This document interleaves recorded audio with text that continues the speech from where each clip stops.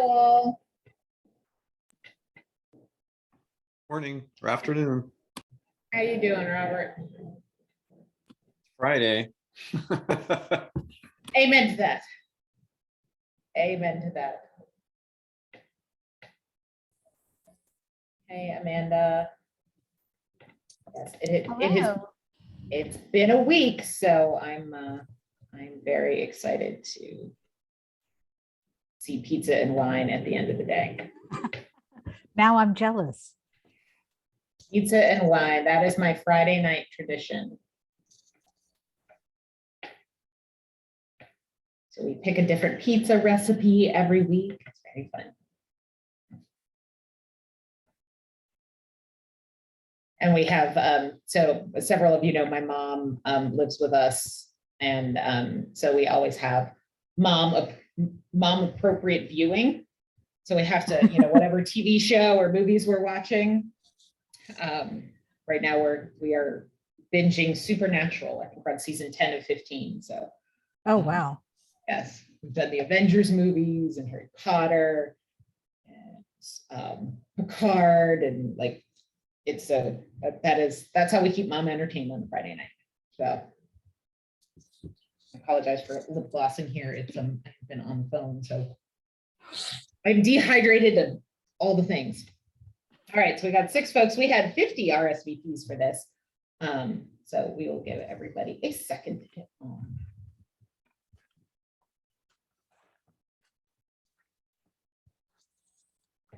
And if you guys can say hi in the chat with name and organization, it helps me when I have to turn in the attendee list. And also you can get to know each other because it seems like we are having new people each week, which is really fun.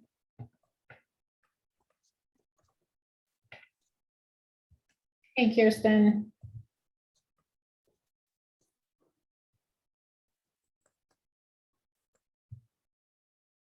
All right, I expect more than 7 when we've had 50 RSVPs, so I'm going to give folks a minute since this is our deep discussion day. Hey, Susan.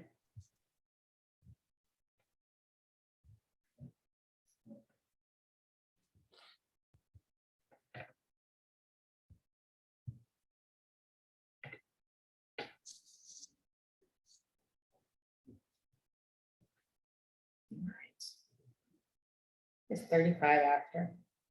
1 more minute. 8 is really skinny, but I'm all for having the smaller conversations. So.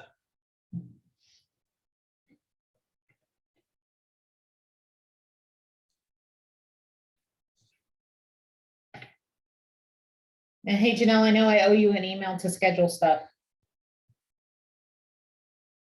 I apologize for my delay. We had a grant application due that we didn't catch. They had said it's a renewal application and we have to do the final narrative report in lieu of as a combo. And so their applications are typically really short. And then all of a sudden it was like, oh shit, we have to write 10 pages. They asked for a 10-page written report. I'm like, are you kidding me? Like there's something magic about 10 pages. I was so mad. I hope you got 6 figures for that. That's the thing. It's not that much money. It's like 50, 2 installments of 50. And I'm like, we do oral reports with our grantee partners. So like we interview them for an hour. We ask really specifically what's going to be, helpful. And we actually publish those. Because I know that I spent all this time on this report and it's literally going to go nowhere. Just ticks me off. The joys. We try to be not bad actors. We don't always succeed, but it is indeed the reporting time of the year. And yes, I'm totally going to call in everybody who can publicly shame bad funders. All right, I don't guys. know what's worse though, if it's the long report or the ones that have like such tiny limits that it's impossible to say what you have to say in this amount of letters. Yeah. And as a wordy girl, the ones that are like, in 200 words, say this, I'm like, that's hard for me too. So I feel like total princess in the pea. Like I want it just this way, like just this right length. That's All right, almost guys. more work to try to break Yeah. it down. Anyway, thank you Yes, for I'm sharing. with you, Janelle. So, and I apologize that I have been underwater and unresponsive. No worries. All right, guys. So we are here for our deep discussion following up on all thing advanced major and planned. Welcome back for those of you who were joined us 2 weeks ago, and for those of you who missed it, the recording it should be up on the Resilience Initiative site. We actually created a private YouTube channel to put all of them on, so they should be much easier to access. And that link is available through the Resilience Initiative. If you have any trouble, reach out to Michelle or myself and we'll get you hooked up. And welcome, Sarah. It's great to see your lovely face joining us. I know you usually can't, and Robert, you usually have a schedule issue, so good to have folks here. Sarah and Robert are both Progressive Multiplier grantee partners, so I get to have lots of calls with them, but I've missed them on Fundraising Friday.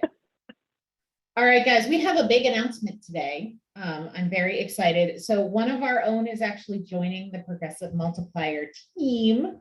I can't tell you how happy this makes me that Polly will, in 1 week and 2 days, officially be our Senior Director of Movement Group Engagement. So you will be seeing her face much, much more. She will eventually be co-teaching, teaching some of the topics, etc., here on Fundraising Fridays. And if you sign up for one-on-one coaching, you will get one of the two of us. So it has been a pleasure to have Polly as such an active participant here on Fundraising Fridays. And now we get to put all of that skill to use for all of our grantee partners and movement partners. So congrats, Polly, and welcome to the Crazy. We are thrilled to have you. Yay. Well, thank you. I'm thrilled. And, and apologize to folks in advance that you're just going to hear a whole lot more of me, I guess. A lot more, because yeah, now you're going to have to teach some of these. All right. So since we don't have anybody, is anybody totally new to Fundraising Friday? I am Amanda. Hey, Amanda.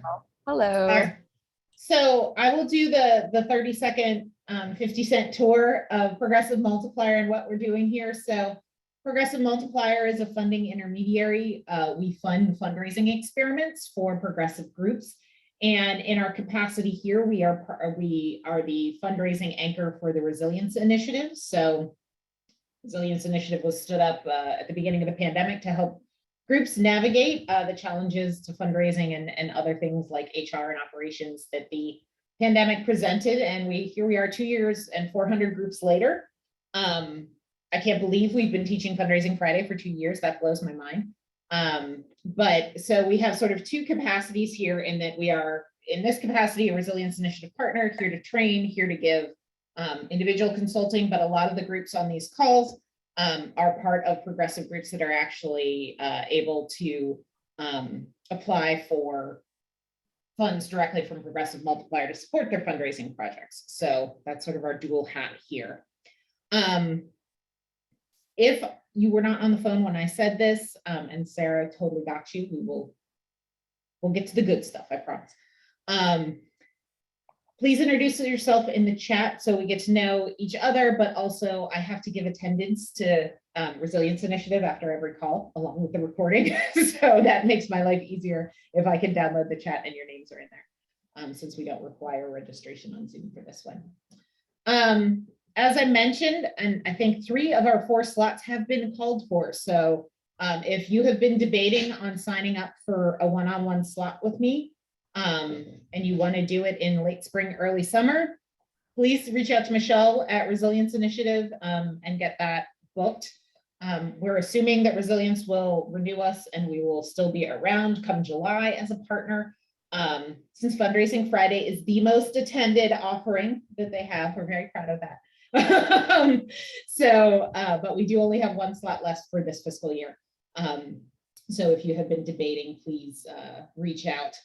And we are going to soon be in the place where we're thinking through Fundraising Friday topics for next school year, as well as any sort of format change that you guys want. And now that there are two of us who can do fundraising stuff on the Progressive Multiplier team, we can go crazy. So if we want to do some that are big lectures like this, if we want to host more smaller like brown bag sessions, like whatever, you guys tell us what you want. We will design the right program. Coming up in May, we will be doing Telling Your Story to soften the ground for fundraising and building brand affinity. A lot of you know, I've been working with Deep South engagement groups through the Vote Your Voice program. And we have done some really deep dives around storytelling in an ethical way and a non-extractive way that I'm really anxious to share some of that with you guys. So if you have any specific questions around storytelling as it relates to fundraising, shoot them my way so I make sure to cover them. And then we're going to end the school year with the nonprofit industrial complex and how to not uphold inequity as a fundraiser. That was a by request topic. So I'm excited to dig into that one. Again, shoot me questions or thoughts if you have them on that topic. So that's what's up for the rest of the school year. And I can't believe we're almost to the end of it.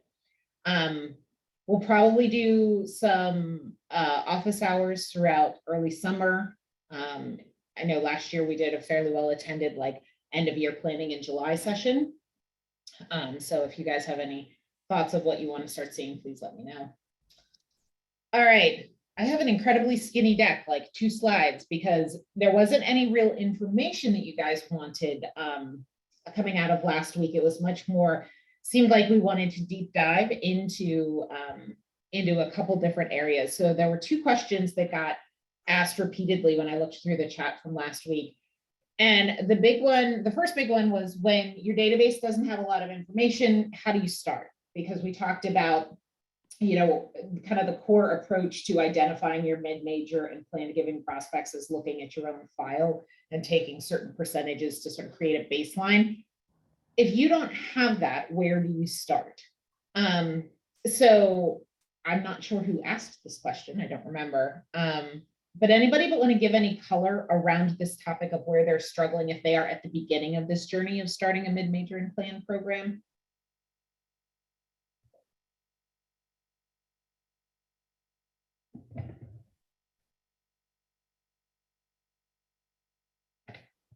Well, Bethany, this is Robert. I Robert. didn't put this because I wasn't here last week, unfortunately, but I could have put this.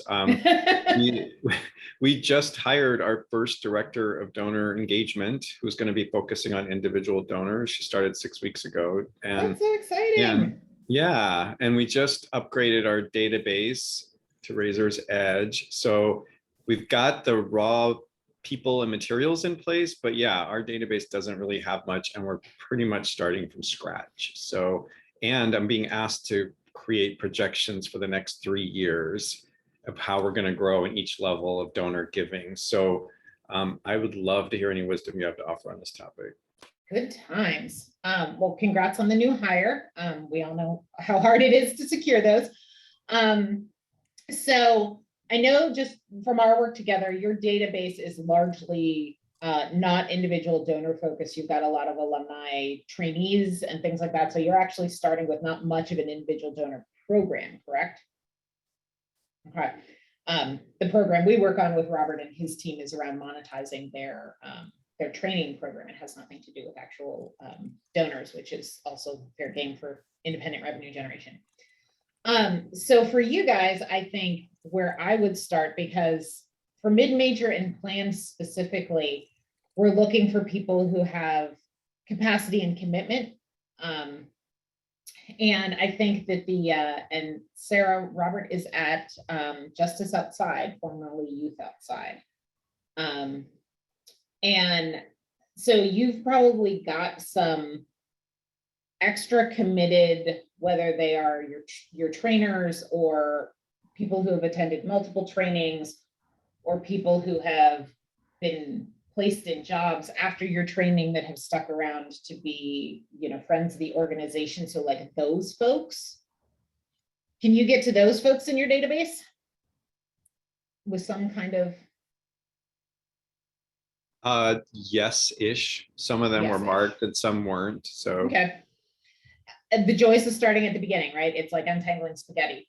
So that's where I would start is who of your programmatic base is likely to be a supporter, and start testing into the where would they support. Like, are they more likely to say, and Sarah, feel free to jump in here. I know that you are dealing with this at Repower of how do you take your alumni and turn them into actual individual donors with the right ask. But I think that's probably where I would start. Sarah, any thoughts there? Yeah, so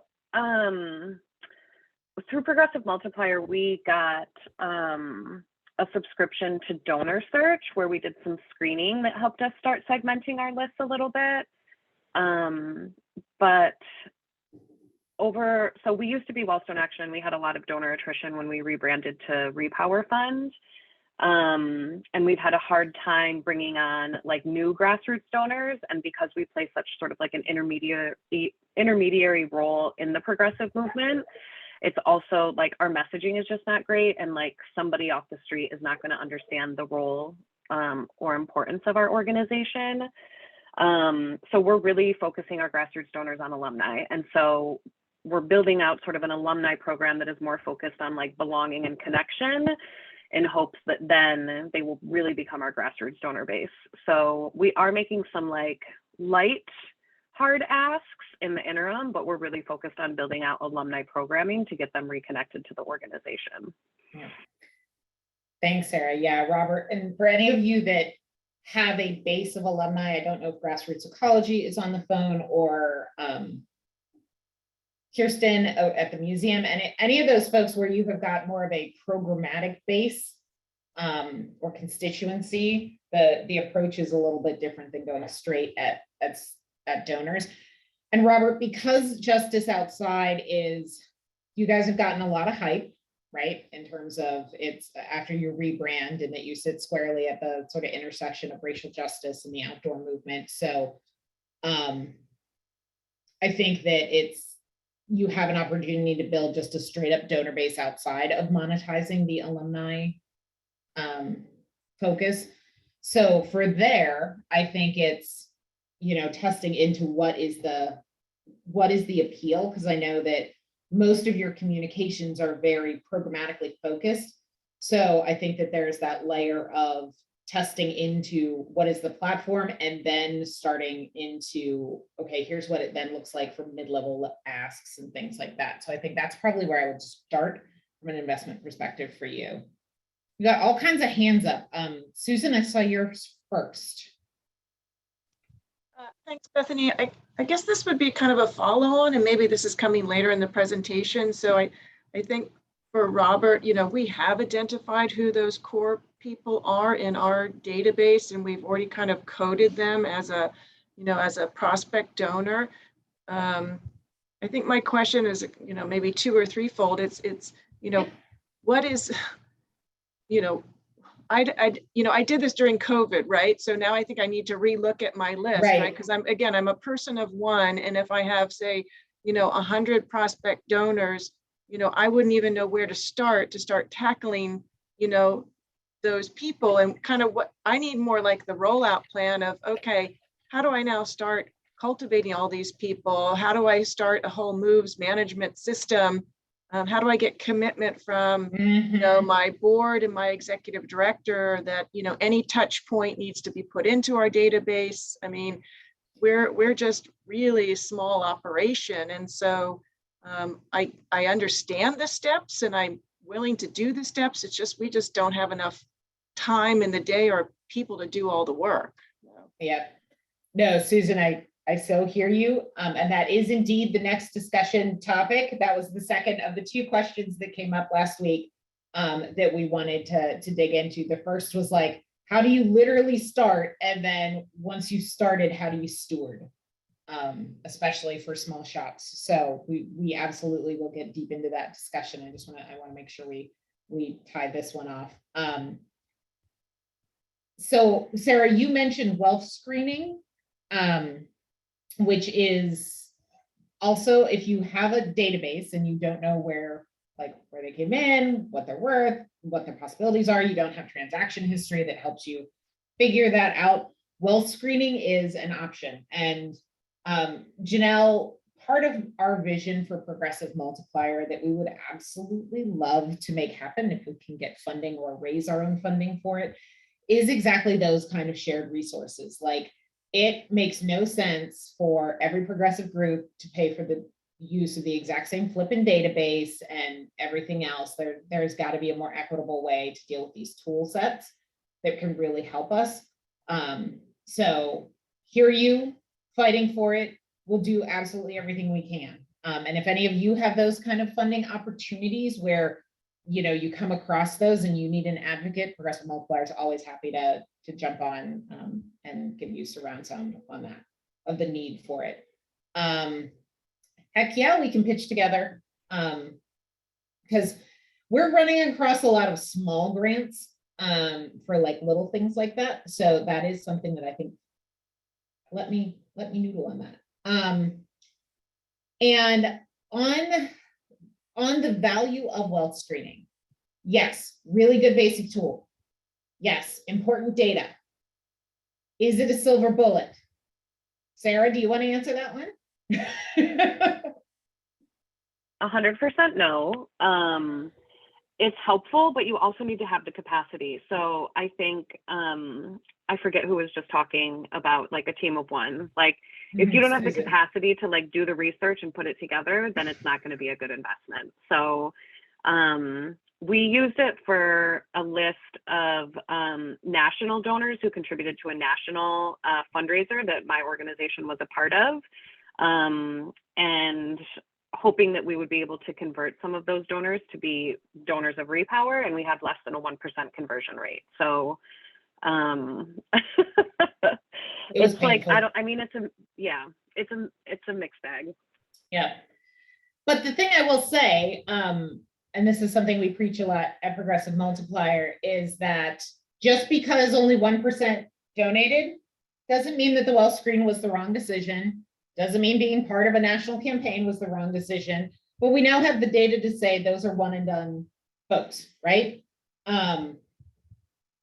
That we are not, like, when we have these windfall moments, you know, I think as high as I've seen of conversion and retention of those is like in the 7% range. And that was like sort of a more hyper local situation. But yeah, 1%, not bad. We'll take that.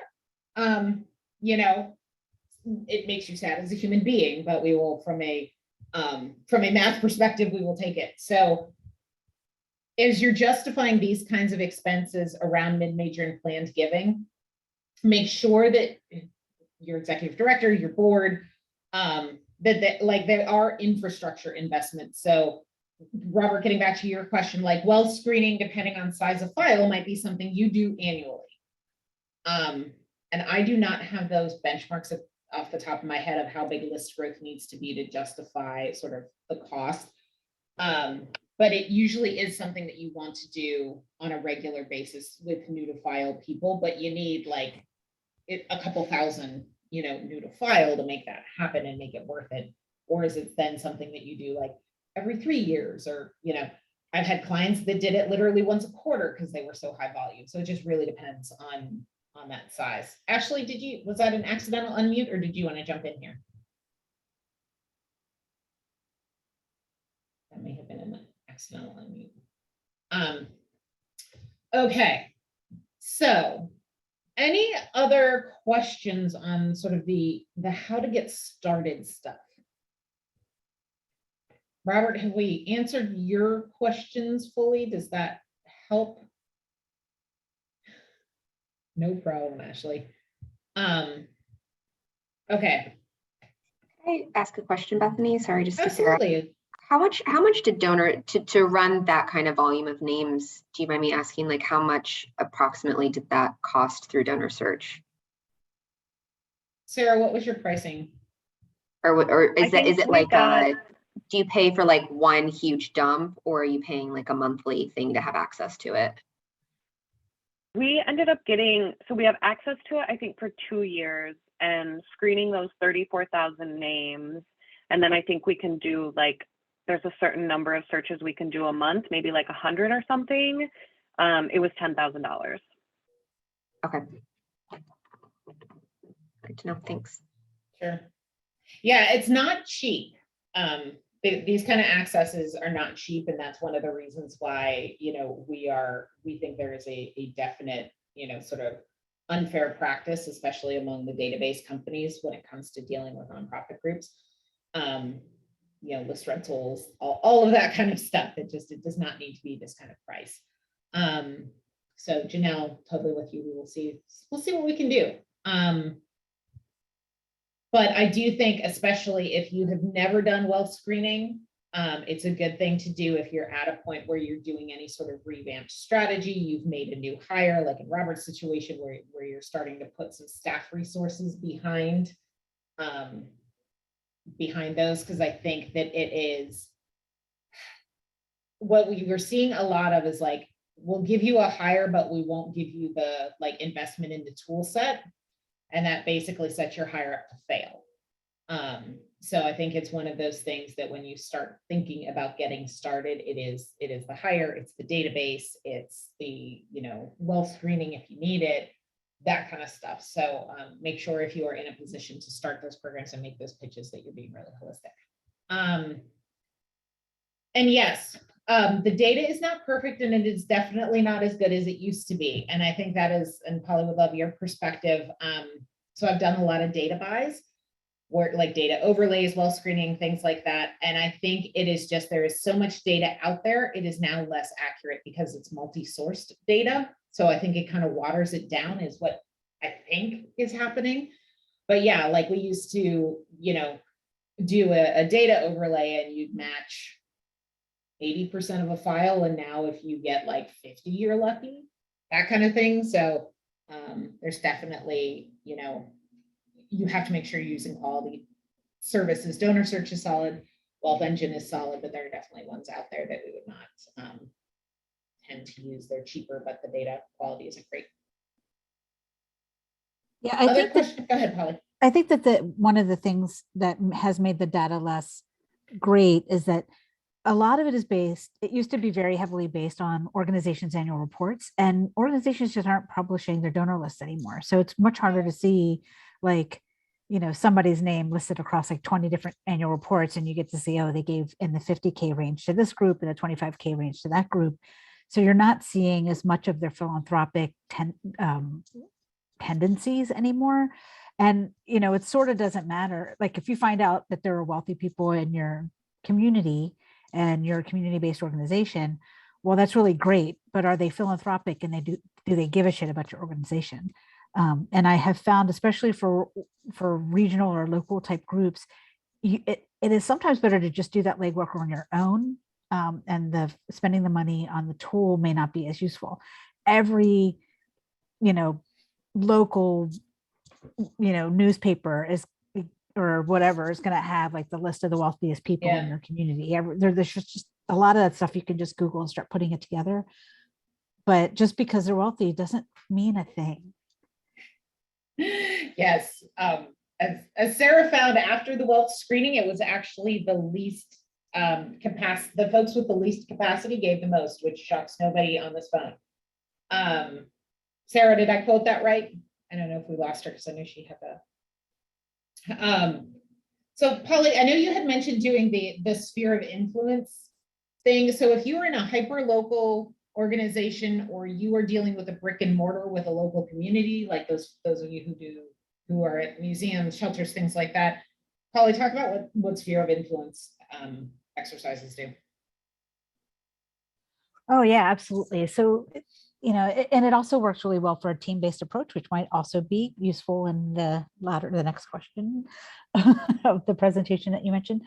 But literally, essentially, it's like creating, you know, like the bullseye of like, you know, you are in the center and you create, you know, who do you know, and then, you know, right outside of you, and then who do you know the next level out. Like you start with friends and family, and then think about people in the community, and then further out, and then you start to have these conversations generally in your organization about like, what degree of separation are we to this foundation that we want to try to break into, or this philanthropist, or just, you know, this company is a big company, and we know they pay really well, so the people who work there tend to have higher well. So maybe, like, and if you have friends there, that's one way that you can engage people of more means, so I've used it as a tool with boards and staff to sort of help create the list of who we know and who we think should love us and who we should start cultivating, and then try to create a plan around like how everybody who does the exercise and sort of starts filling out a list. Back in the old days, we'd break out the Rolodex. And Ollie, you're making me feel old, I sister. know, I love my Rolodex though. Then it just becomes and then here are some tips to help that you can help us cultivate these folks. And you can actually create a really huge list of potential, mid-major donors, that then you get help with the cultivation by just getting your colleagues to do just a little bit. They don't have to do the asking, but they can help with the cultivating. Perfect. Any questions there on what Polly's talking about, or any of the things that we've talked about of like, how the hell do you start if you don't have a database that you can slice and dice transactional data on? We feel good about moving on to stewardship and seeing if we can get Susan and the rest of you who asked this question some good thoughts. Can I see thumbs? Can I see something? Yes, we're good. Move on. I just want to make sure I'm not leaving anybody behind. Okay. And yes, for those of you who are younger fundraisers, Rolodexes used to be our lifeblood. Little index cards with pokey holes in them. So alphabetized. If you spun it too fast, the cards would fly out. So, and for those of us who have horrible, horrible handwriting, I'm now very happy to have an electronic contact. So once we have who we want to go after for these mid-major and planned gifts, the stewardship seemed to be a big concern last week. There are a lot of different approaches to stewardship based on, you have to start with, as Susan intimated, staff bandwidth. You can have a pristine stewardship plan, but if you literally do not have time to do it on paper, just doesn't matter. So forget quote unquote best practice and start with what's best practice that fits your life as a team of whatever, with whatever else is on your plate. We work with a lot of electoral organizations, and like going into midterms, like there is a period of time where there's no stewardship happening. They are literally just trying to survive day to day. So be really real about what you can do. It matters more with this kind of donor than anything else, because these are the kind of donors that you want to make sure you set the right expectation and stay true to it.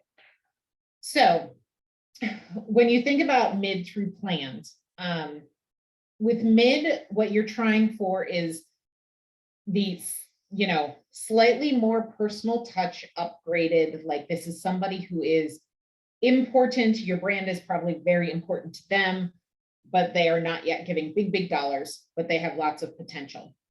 So what we wanted, and you probably have the most of them, you have way more mid-level than you do major and planned. So I would argue when we actually look at investment over time, stewarding your mid-level folks can actually be the biggest payoff. Because as I say, it's a volume play, right?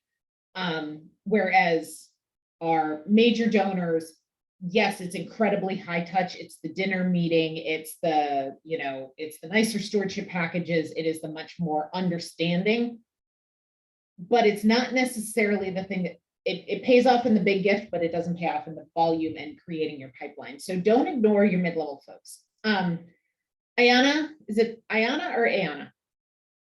It's Ayana. Ayana, so on the Resilience Initiative portal site where you log in, there is a Fundraising Friday link. If you don't know where that is, email Michelle Mangle at the Resilience Initiative, and I will pop her email address in the chat when I can get to it. But yeah, they're all there, so we can make sure you are hooked up. Sure thing. So Susan, did you want to jump in with discussion question on this stuff? Or go ahead. Yeah, just quickly, Bethany, I know, and it's probably you're going to say it depends on each organization, but is there a kind of a general estimate of, what do you consider your mid-level versus your major level versus your planned giving level people? Because maybe I'm confused, maybe my list of 100 is really maybe more mid-level people, and the top 20 then are my major people. And then that's going to help me, slice and dice it a little bit differently, for example. Thank you for speaking up, because Amanda has the same question. So I love that. Susan, were you with us last week?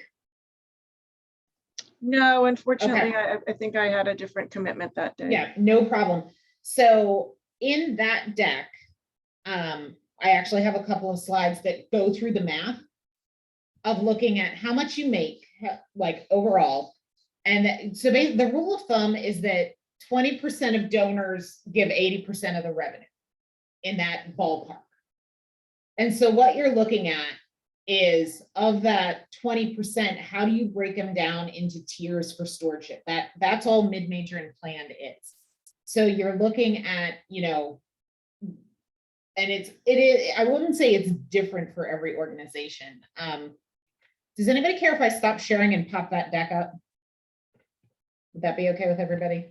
I know it's less than quote unquote professional, but it will. I do, but it's my consultant background. I can't really function well without a deck. All right, let me get to that one for you, because easier. Okay. Slideshow from current. And if any of you hear whirring in the background, that would be my husband making the pizza dough. Okay, so everybody see my screen? It came back up happily. Okay, so when we think about mid-major and planned, it is the math. So how do you segment them, and then the different communication strategy for each? That's really all we're talking about. So defining the thresholds. This is actually sample data from one of the Packard grantees. So this is not unlike you all. They have about a $603,000 individual giving program. So 70 to 80% of your revenue comes from about the top 20% of donors. So for them, that's everybody in blue. And then the next 10 to 15% of the revenue comes from mid-level gifts made by about the next 10 to 15% of your donors. So Susan, I would recommend like running that individual donor report for a calendar year. Like, so take last year, or if you want to do it by fiscal, you can do that. Run this kind of report. You'll see where your bands are, but start with the, okay, where is, who are my top 20% of donors and what is their aggregate contribution to the bottom line? And those are likely then your majors. And then the next chunk down is your mid. So for them, mid-level was, 500 to 1,000. And that's fairly typical from the groups that I've seen in the Packard pool. For our grantees at Progressive Multiplier, it's a little lower because we deal with kind of hardcore C3, C4 progressive groups, and they tend to see smaller donations. So for them, their mid-levels are much more in that like 250-ish range. But most of the Packard grantees seem to fall in here. So Susan, you said you had a list. What is that feeling like for when you see this? How does that feel for you? Yeah, no, I think we've done something like that. I think we've identified, I think we've done it, kind of search data over multiple years to make sure that we're capturing the right people. I think I targeted more about 2,500 as my, major and up, and then my mid was, 1,000 to 2,500, and then, everybody below. But, that's sometimes fungible depending on what communication strategies we're using. But yeah, no, that looks a little bit what I've been tackling. Okay. And the arts organizations that we've worked with through Progressive Multiple or through Packard, this is much higher. So their mid-levels usually start at like 1,000. So there are definitely some nuances in different kinds of groups. Susan, remind me which organization you work with. I'm with the Pacific Grove Natural History Museum. Okay, so yeah, arts organizations, museums, anybody that is dealing with usually a more educated, affluent crowd, you're gonna see this a little bit higher. So that sounds sort of spot on for where you are. But the math is still the same. It's that top 20% giving 80% of the revenue. Those are your majors, and then the next 10 to 15%, chunk is your mid-levels. Does this make sense to everybody? And anybody want to talk about how they're doing it differently? Susan, you did make an interesting point that you looked at multiple years, and that is definitely something that you can do. The one thing that you have to be careful when you look at multiple years to set your mid-major threshold is that some people will give cyclically, especially with the changes in the tax law now. We're seeing some of that behavior where they will actually not give for a couple of years and then give a bigger gift, for tax purposes, or they're giving through a DAF or things like that. So if anything, I would look at it both ways to make sure that, you tease out any of that cyclical giving stuff, and that you're not missing anybody. Or you may have somebody who gives you a $20,000 donation one year and then doesn't give for 5 years. That kind of thing happens all the time, especially for arts and cultural organizations. So, Susan, does that help? Definitely, thank you. I wanted to make sure that was looking at the data as you suggested, and it looks like I am. Thank you. Awesome. Okay, so once we have, whether it is we don't have this data and we've had to go a little old school of sphere of influence exercise or wealth screening to get started, or looking at an alumni program. Once we have this stuff defined, stewardship is the next task. So we start with what's realistic, right? That has to be step one. Step two, for mid-levels, you want it because you usually will have more mid-levels, and not always, right? Because of this organization, they did a specific campaign where they were asking for $1,000 commitment. So you see this huge chunk of 96 people. So they actually do have, volume-wise, more major donors than they have mid, and that's why, they are really looking at this 250 and above as a hard stewardship to get them into the mid. But you want to make sure that your mid-level program is scalable so that because your goal is to grow that mid-level pot. So you don't want to create a mid-level program that is super high touch, where you're getting regular phone calls all the time and things like that. You want to make sure, even if you only have, in their case, 84 people in their mid-level program, that it is a scalable, easy to administer program, because hopefully in a year or two, they will have 3 times that in their mid-level pool. So I like to take an approach that I call virtual ambassador.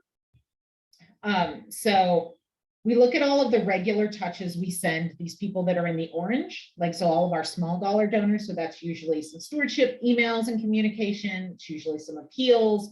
It's usually some newsletters. So it's what of the existing communication should still be relevant. So it's likely going to be all the stewardship stuff and the newsletter stuff. And then it might be some of the appeals, depending on how you get your bigger dollar gifts. One of my clients used to really do a hardcore mid-level push around Thanksgiving. They were a food scarcity organization. So they didn't include their mid-level targets in anything on a few months either side of that, because they knew they were going to do a specific push. So, but you're likely want to do all the regular stewardship communication and some of the appeals, and that's going to have to be a judgment call. With the stewardship communication, what can you do to it to make it mid-level special?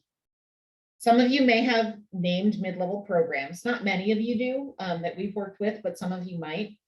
And what can you conditionalize in those communications that appeal more to your mid-level donors? And Susan, this is where how do you start?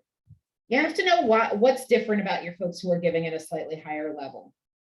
In my previous world in healthcare, it was really easy because 80% of the time there was a higher interest in research,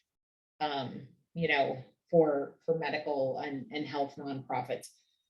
But with you guys, you know, do you have any thoughts as to why your people who give at a higher level are different than your people giving at a lower level outside of a difference in capacity? Is it programming? Is it?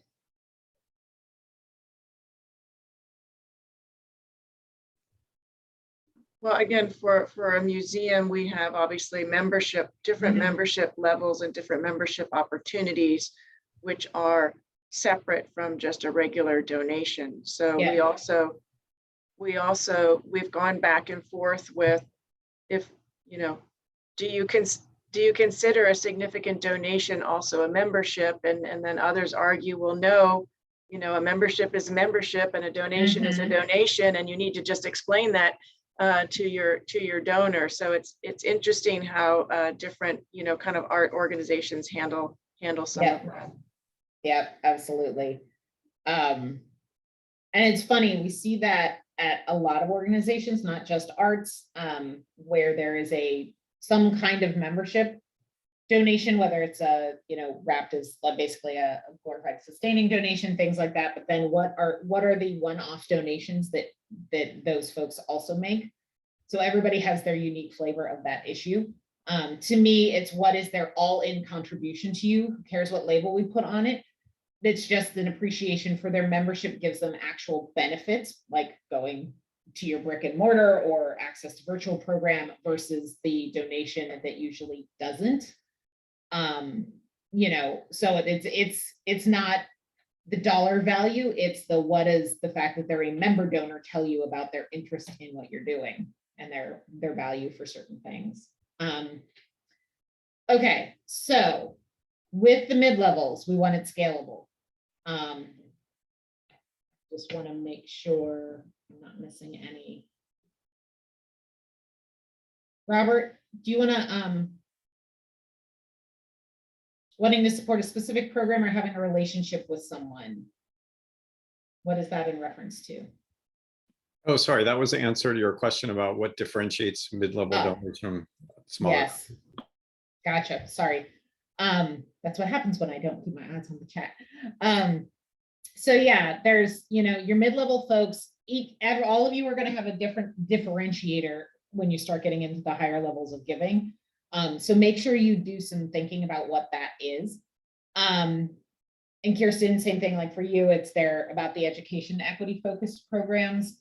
I know that, I don't know if anybody from Equality Florida is on the phone, but that's something that they've done some work around, is that their youth focused programs seem to be a very big interest of their mid-level donors. So, you can get into that data by testing, but you want to give back to your mid-level donors sort of a theme of stewardship that is something that resonates with them. So sometimes it's maybe a little more academic content. Sometimes it's just more of the stories of the kinds of things that they're interested in. Sometimes it's just as simple as changing, the header on the e-news and making it something that is special, as opposed to just, here's our e-news. It's you are a super dedicated supporter and we put this thing together special for you. And it can be the same content. So I think that's you, but the point is mid-level needs to be scalable.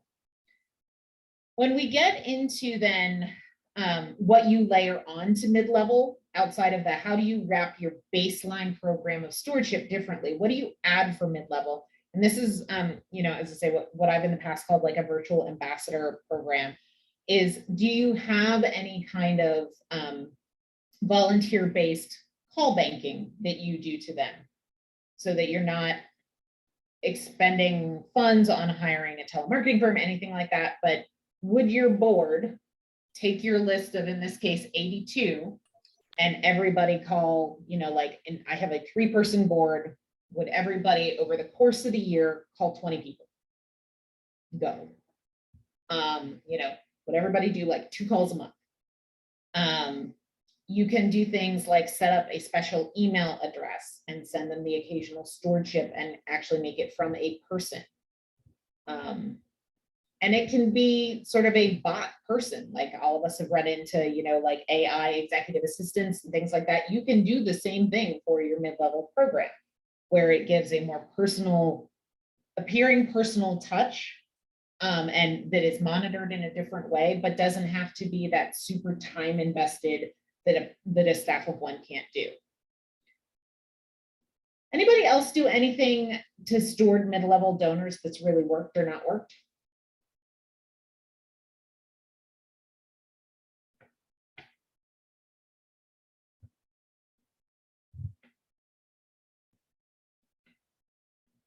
Nothing? I mean, besides the personal calls that you've mentioned, Bethany, we've also done, you know, handwritten notes where we kind of the same divide and conquer, where Yep. You ask your board and your executive, you know, everybody take 20 people and write a handwritten note. Yep. And honestly, handwritten notes for me are majors and above, because mid-level should be big enough. At some point, you can't do that you don't have the manpower to do that. So that's the goal for your mid-level program, because that should really be the big bucket. And the other thing is to get creative about how you quantify your mid-level donors. We see increasing behavior of people reaching mid-level through installment giving, whether that's monthly or quarterly. That is definitely a trend in your sort of older millennial, younger Gen X age donors, so those 30s and 40s that we see. So make sure you aren't discrediting them as mid-level donors just because they give in installments. Does that make sense to everybody? Go ahead, Paul. You are on mute, my friend. One of the things that I've done with, you know, mid-level donors or potential major donors, whichever way you want to talk about them, is I try to routinely like share the list with all staff and have people identify anyone that they know. So it's like the sphere of influence in reverse, like, and then as soon as I have identified people who know people, then what I try to do is get their help in doing cultivation. So for example, if we send out an email as an organization to our email, like our big giant email list, that's like, you know, with some cool story, then I'll shoot emails to everyone that I know that knows someone, and maybe we'll try to formalize the like a list and say, hey, you know, it would be a really big help if you all could just, that email you just got in the box in your inboxes about that really great update or that really big win, just do and in case you missed it, and I'll literally write the sentence. Like, you don't even have to think, you could just literally copy the sentence. And it's like, in case you missed it, thought you'd be interested, and just forward it on to that, you know, that 5-person list I asked you to just keep an eyeball on. And if they're like, oh, I forgot where I put that list, then I just reshare their little list with them. And then it becomes this like this high touch that now I have like a whole staff of people that are doing. And it moves those mid-level people into higher giving faster without necessarily burdening the development team. That's great, Paul. Yeah, if you've got a small enough organization that your list, like you've got an 84-person mid-level list, and you can say who knows who, 100% do it. You know, if you've got a list of thousands and thousands, that's you know, much harder, of course.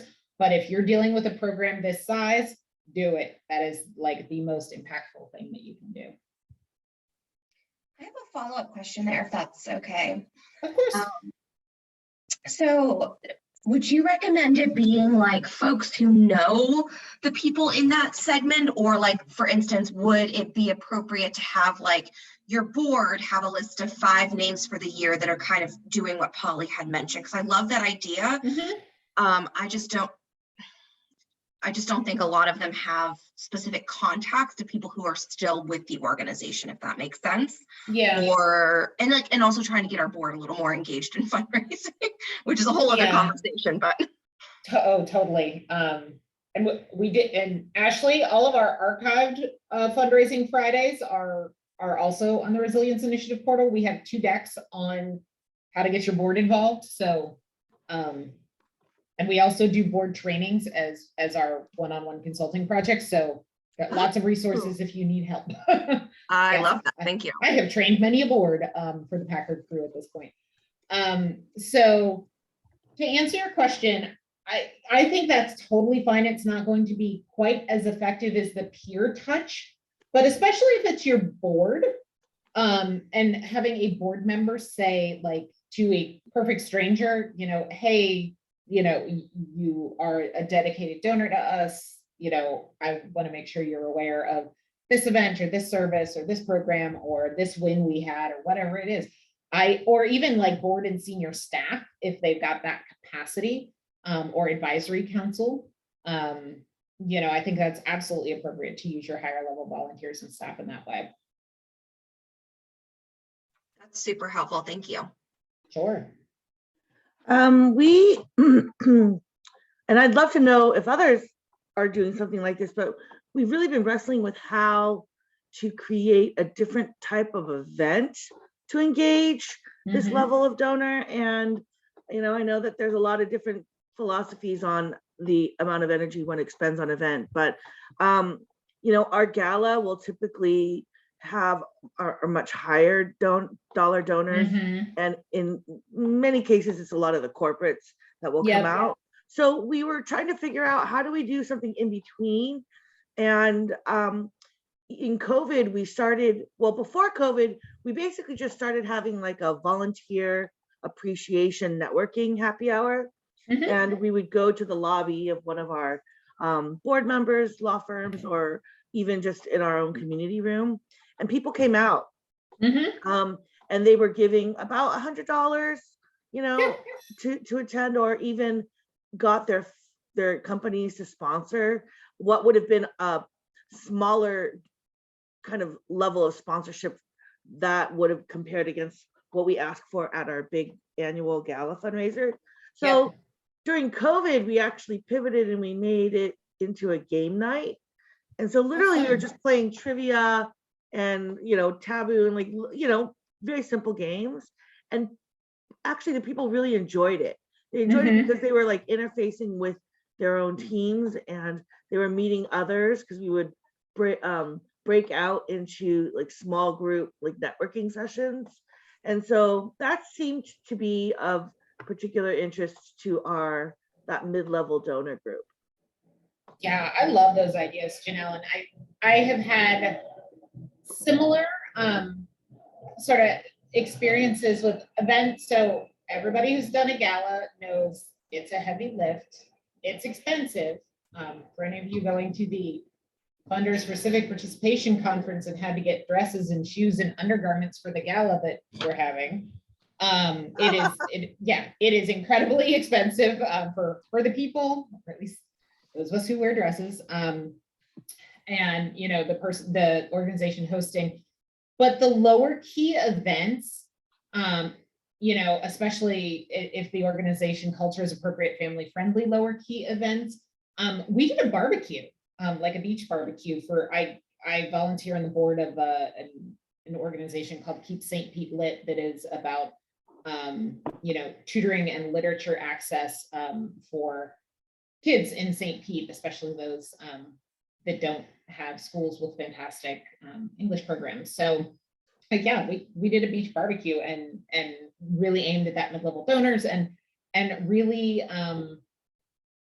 created good community, and actually got some very interesting volunteers for programs out of it, which I thought was fascinating and wasn't expecting. So I'm a big fan of if it is an event that will take the capacity of your mid-level folks, and it is sort of easier to plan and not as resource intensive, I think it is only to the good. And for those of you that have brick and mortars and it's easier to host like a happy hour or, you know, lectures, things like that, totally. It is definitely that, Robert, you bring that fundraising is that, and it's something that you usually have to coach the staff on, especially your ED or your board chair, if they are there, that it's like, nope, this is just cultivation, this is stewardship, this is not an ask, this is, you know, that kind of thing. So it is a very careful needle to thread. So yes, don't invite them to something fun and press them for crazy money.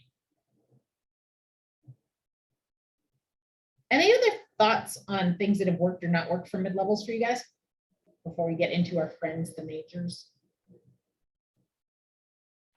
Hi, this is Starbreak with the AFIA Center. Hey, Star. And hey, this is my first time joining. It's been on my radar for a minute. Thank you.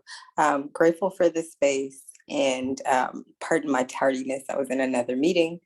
But one of the, thank you. One of the tried and true things that I've seen work in several capacities that I've been in has been the young professionals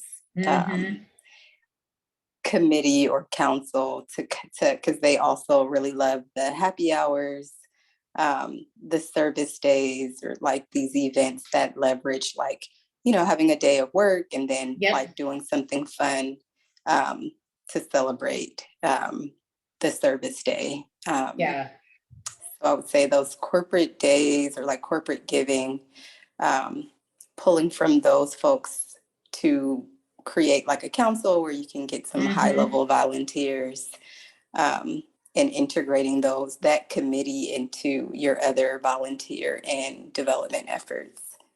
Yeah, Star, you're so spot on that. And I just want to say that the picture you have as your headshot is just giving me so much life. Just beautiful, beautiful women on that picture. Oh, thank you. So thank you. We need an upgrade now. So 4 years ago, but thank you so much. So adorable. So could not agree more. And I think that if you're not a huge national organization and you are dealing with more of a geo, like, you know, with Janelle in Atlanta, or you know, some of you that like Susan that actually has a regional presence, that you do have that opportunity to really create that kind of very involved council. Because what we know about mid-level donors is the more that you can create layers of engagement, the more they will give. And it's not that we want to create the engagement so they give, but it is a side effect. So like you guys know, I donate to Equality Florida. They approached me about volunteering, especially through the absolute insanity we have been through in Florida over the past 12 months with assault on LGBTQ rights. So that extra layer of transparency I have to their programming, the exposure I have especially to the youth that they are working with. So like tabling at Pride with a bunch of their other volunteers, like if their planned giving officer called me, like, take my money, right? I have seen it up close and personal in a very different way now. So it's gone outside of my personal, you know, I love them because they do great HIV advocacy work. I now see a far bigger picture about their work and have met face to face who they work with and for, and I'm like, I'm in, I'm all in. So that's the kind of thing that create those opportunities, and the funding will follow. When we talk about our major folks, little bit different. So when we're dealing with major donors, and of course, not all major donors are created equal. Your major donors could be very young. You know, they could be much older, but we tend to think of our major donors as older, disposable income, you know, post launching the kiddos, they're in that stage of life. That is not all major donors. We certainly have some donors that are much younger. But in general, those are the kind of tactics that we're aiming for, are ones that are appropriate for those kind of, I've got college plus age kids, if kids are part of the picture, but they're that age range. They have likely, you know, you rarely have a major donor come at you that you don't know. These are people that have been extorted, you know, sometimes from like a $5 direct mail donation in their younger years to present day. If you have a brick and mortar and you do membership, you do programming, arts organizations, museums, things like that, these are not hard folks to spot because they are usually very involved. They are at the events, they are, you know, there is a presence of the organization. It is a little harder to spot these folks outside of their transactional history for those of you who are don't have that kind of ability to interact on a more personal level with your donors. So it's definitely not a one size fits all approach. The things that I think work best when somebody has become a consistent mid-level donor and you want to try to get them into that major, is that it is a conversation. That's what's worked best for me personally, is definitely a like, you know, you've been giving for X years, or you've invested this much in us. Let me know why, you know, because with a major donor, the why is the most important. Because they are looking, there is usually, they want to give an investment gift in something. Sometimes it's very broad, but usually it's like this program really resonates with them, or, you know, it's part of a capital campaign or something like that. So I think that's, I think it's the why. And I would love to hear, for those of you who've actually sat down and sorted major gifts from a mid-level person, where do you guys start?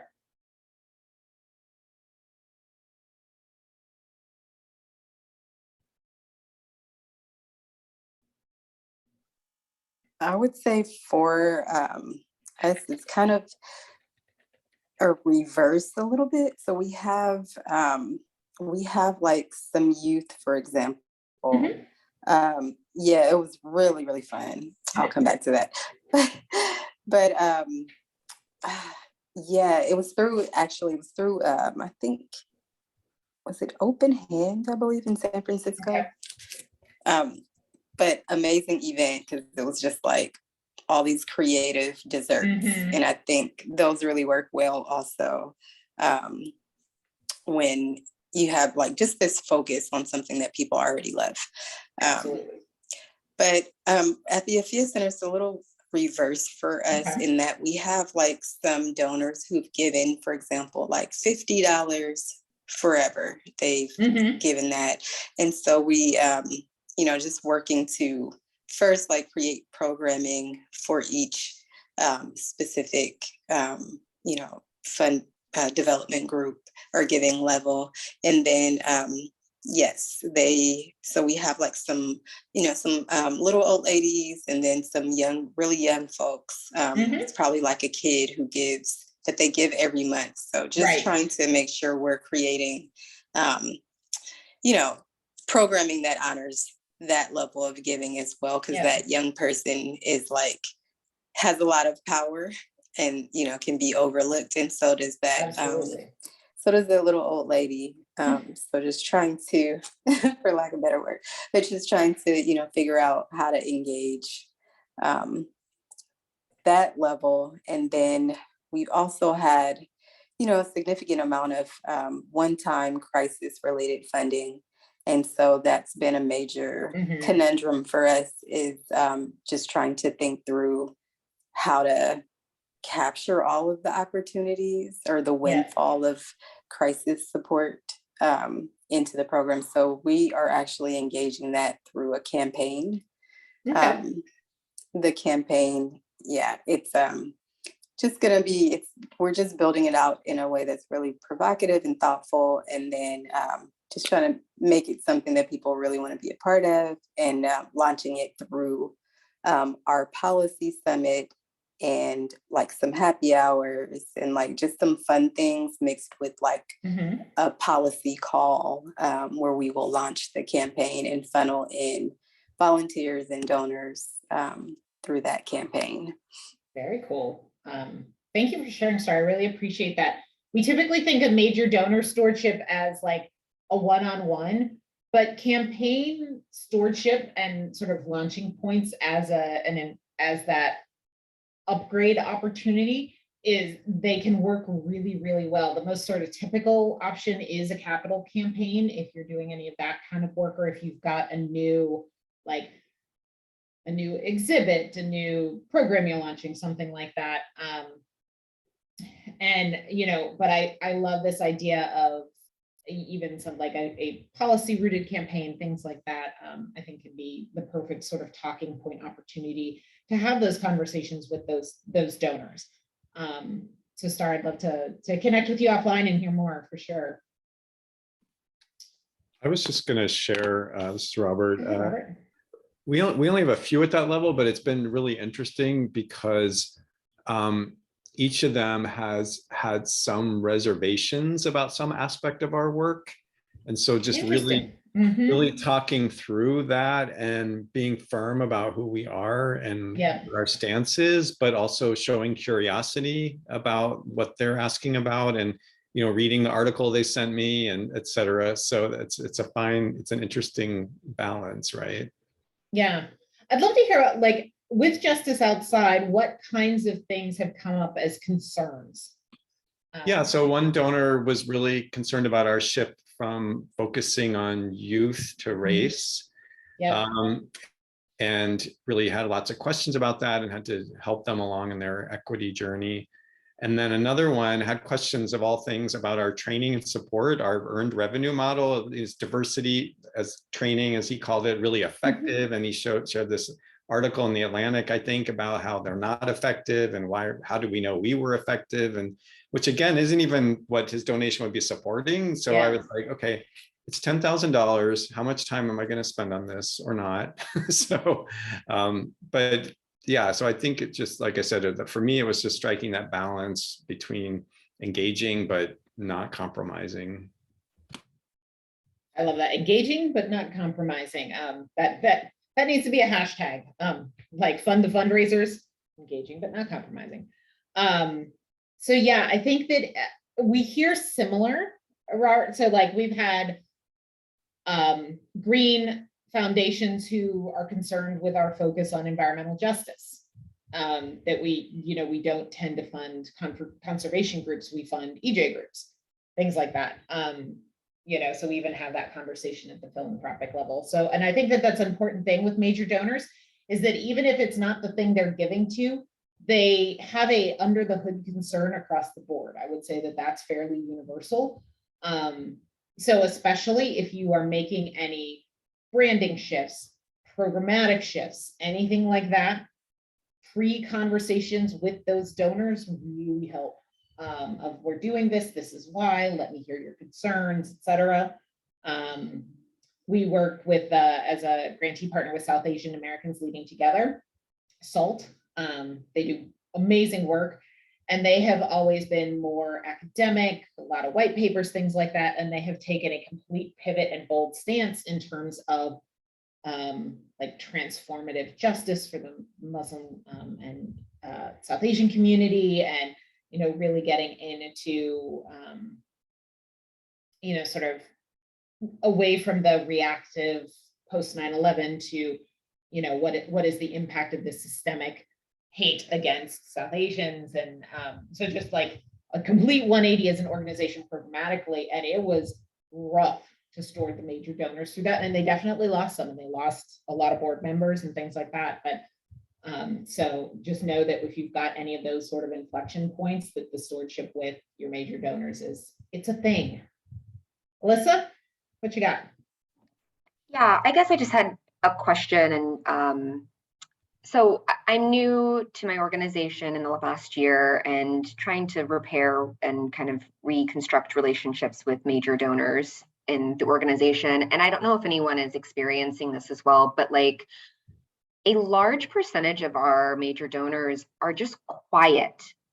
Like they don't respond to emails, they don't respond to calls, their giving has kind of dwindled. And that shows me that, and they've been supporters for years of the organization.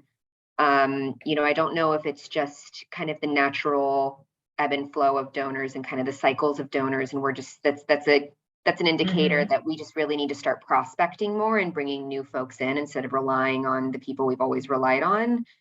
But I'm just getting a lot of them are very non-responsive, and I didn't know if you had any suggestions or like how to steward them better, or if at some point it's just kind of like, they're gonna, like, it's better to utilize my time in different donors as opposed to keep going back to the same 50 individuals and trying to connect with them. Yes. Oh, Alyssa, this is such a good question. You are right to note it, like, yes, sometimes people break up with you quietly and they ghost you and everything else. And I know, like, I've worked with organizations that actually put in here are the milestones. If we don't hear from them after this many touches or whatever, like we are going to dial back our staff time investment. You know, keep the door open, keep the more scalable touches going, but and then it's, you know, sort of that math puzzle of, okay, if they are going out of here, who's coming up? And how many, in really sophisticated programs, they actually have pipelines of how many mid-level to major donors that they need to replace major donors as they age out, kind of thing. Anybody, Monica? Yes, Bethany, I was going to say to Alyssa, I actually started my position as Major Gifts Officer at my nonprofit organization March of 2020, right in the middle of COVID. And it was super challenging because not only were we in the middle of the COVID, but my organization, we talk about hard subjects, reproductive health stuff, access to abortion care. And when you were talking about reaching out to the major donors, here I was, the new Major Gifts Officer, March 2020. I am trying to, and most of our major donors, because of no one being in the position, had not been touched since like 2019. So what I did, Alyssa, I spent the whole year of 2020 and into 2021 handwriting little cards saying, I hope you're safe and healthy. I know I wrote like 700 cards, right? Fast forward, Alyssa, to 2021, my individual donor donations for the end of the year in 2021 was almost $60,000 more than 2019. So hang in there is what I'm saying. The touches are making a difference. Folks weren't responding to me either. I was feeling very defeated. I was new in the position. I had no director. We didn't have a director of development at the time. So I was winging it, Alyssa. It's gonna work out. I just wanted to say that. So can I ask, were your handwritten notes, were you soliciting people at all or asking them to continue support? Or were you literally just like, I hope you're okay? No, I absolutely did. No solicitation. It was just love, love, love. You know, letting them know that we were still on the ground doing the work, even though we do in-person trainings for healthcare professionals, medical professionals. We couldn't do that anymore. So I was letting them know, even though we're not doing trainings anymore, we are doing this, da, da, da, da, da. So just don't solicit, don't ask them for anything, just take a whole 6 months to a year. The trainings that I went to a big training in Indianapolis. They said, take 6 months to a year, maybe 2 years to really cultivate, not stewardship, because they're not giving yet. You want to cultivate them so that they start giving. They need to know who you are and what you're doing. And I would put like Monica with a little smiley face. I put my business card in there, you know, I sent them swag, like ink pens, because we had like a zillion of those, and you know, and that's all I did for like a whole year and a half. And it was devastating. I kept telling my boss, I was like, nobody's responding. You know, I got 2 or 3 emails during the year, maybe a total of 20, you know, responses back. But Alyssa, hang in there. Yeah, Monica, and my apologies for mispronouncing your name, like that. That is the most important lesson, is that, you know, when I was talking about like, what are the signs somebody is breaking up with you? That is not a quick decision. That is a, you know, that is a 12, 18, 24 month decision. You know, so, and if they've gone quiet, love, love, love. That's another one of our hashtags. I'm telling you guys, we need a hashtag collection of, because, and it is just the hope you're well, how are the kids, like whatever it might be. But yes, when you get into that, they've gone quiet period, stop fundraising and just be human. And that, I think that's so critical. And especially anybody who survived the pandemic as a fundraiser, I think that was so important. I think with our grantees, that was, you know, we stopped everything and was just like, are you okay? And what can we do? And I sent them cookies, and, you know, like that's all I could do. So I think that is really important, especially when we hit those crazy times. Susan, you had a hand up. I don't know if I can, you know, say anything more than Monica, you know, so eloquently said. So yeah, I mean, we did a lot of the the same things, the phone calling, the personal notes. I was also hired 3 months before the museum shut down. So, but just to get back to, I think what Alyssa was asking, I mean, I think many organizations have had this, you know, high staff turnover, you know, and I know, Bethany, you would say, well, that's a perfect time to reintroduce yourself to your major donors, right? But sometimes your major donors, you know, don't want to talk to, they don't want to tell their story again. They think you should know their story, right? Because it's in the files or it's in the database. And so, yeah, we're kind of struggling a little bit with that, where, you know, we have this pool, we know that they're there. Some are communicative, some aren't. So, yeah, I would agree. Just hang in there, Alyssa, and just keep, as you know, as Bethany said, just keep sending out love messages and not solicitation messages. So, yeah. And Susan, it's, you know, when you inherit a portfolio, sometimes it's, you've got lots of notes and you can tell the relationship and pick it right up. And then there are times you can't, because you've inherited it from somebody who didn't do their job well. Correct. Let's call a spade a spade. So it's, I think that when you're in those positions and you're in that sort of high risk, like you have no idea what this person is there for, but they're giving you 50 grand or whatever it might be. That's tough. And one of the best pieces of advice I ever got. So first, like, I try to put the records together. So if I remember scraping my files and saying, here are the 20 donors I know nothing about, and sitting down with my board and saying, can anybody fill in the gaps? And, you know, got some of that, but I still had some really significant holes. So like, I went through like the media archives online of, you know, who was at what gala, and, you know, because these were the kind of folks who would go to our galas every year and things like that. And so there were photos, and so I could see who they were connected to. So I did the best I could to put that picture together, because you are going to come into those situations as a major donor person sometimes. And then the piece of advice I got from one of my board chairs was like, honey, fake it. And just because you don't know all of the backgrounds, you know the organization, and that is the thing you have in common. So lean hard into that, you know, do the touches, and just don't get intimidated by the stuff you don't know, but definitely be sensitive to not like being like, hey, I'm brand new, explain yourself to me. So introduce yourself, but don't have them, you know, rehash why are they there and giving you gobs of money. But yes, all of us, once you've been around the block enough, you will run into that situation. So, but we're fundraisers, we can do this.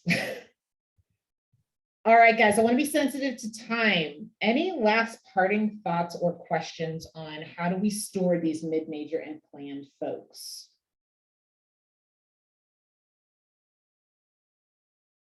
I know we got pretty deep into planned last time, but.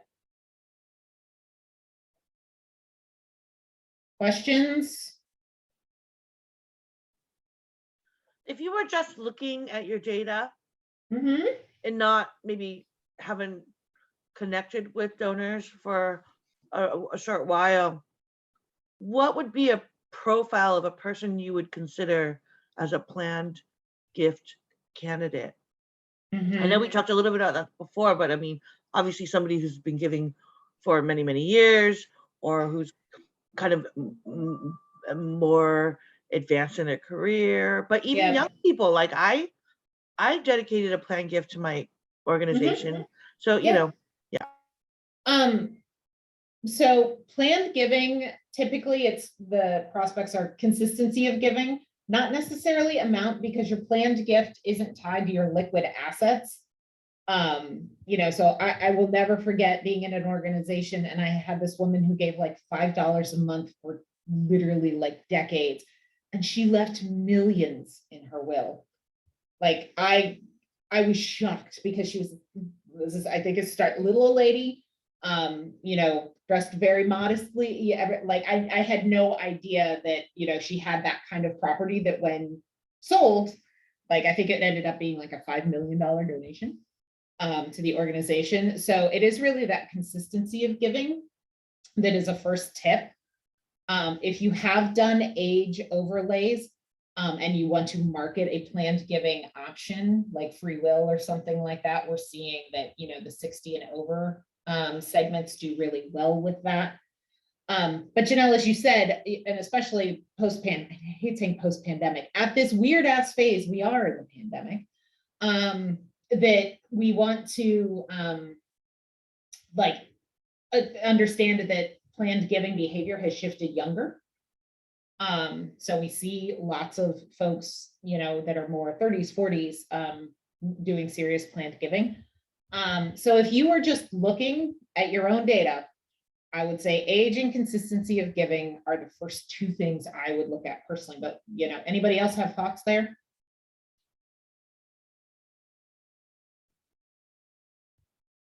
I guess the question would be, then how do you start the conversation? You know, or is it about having the right collateral? I mean, again, that's a cost issue for a small organization. Yeah. I think that for me, it's not a collateral thing. It's the conversation about what does planned giving do for you? Because it doesn't give you money this year, right? It's not keeping your lights on this year. So it's much more of the future facing. So some of the best planned giving pitches that I've seen have not been the leave a legacy, because that doesn't land with everybody. It's more, here are our big, bold visions for the future, and we want you to be a part of that. You know, and whether that means you give today, you put us in your will, you do some other kind of planned gift that is more of a, you know, like asset gift versus a, you know, death, you know, based gift on your will.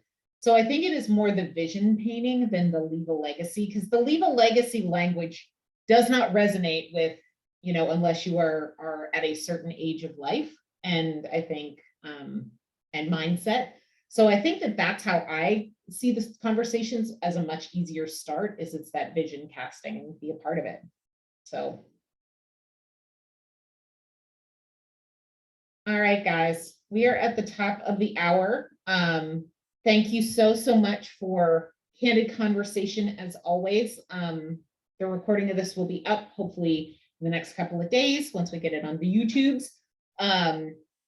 And we're also giving Michelle all of the PDFs of the decks. Obviously, today's deck is not a big one, but the one from last week would probably be helpful.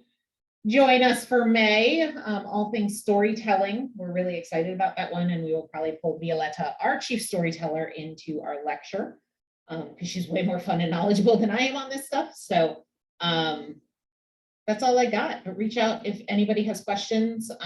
Ashley, if you have board training questions, feel free to reach out, and Star would love to talk. Get your impressions from your first fundraising Friday here. Thanks, guys. Have wonderful weekends. Thanks. Thank you. I'll Bye. definitely reach out, Bethany. Appreciate it. Happy Friday. Happy Friday.